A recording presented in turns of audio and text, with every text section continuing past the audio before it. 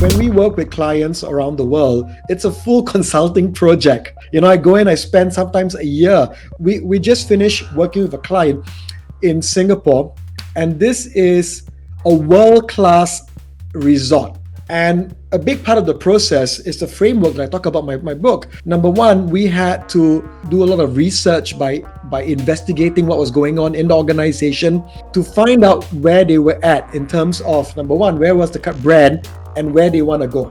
So that research is very important because that helps you now find out where are the opportunities and what gaps do I need to close when I start thinking about internal branding. Number two, we then had to create the brand DNA of the organization.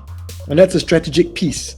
From the brand DNA, we then had to map out, and you kind of talked about it, touch points, but map out how can I influence people in my organization to get on board in the brand.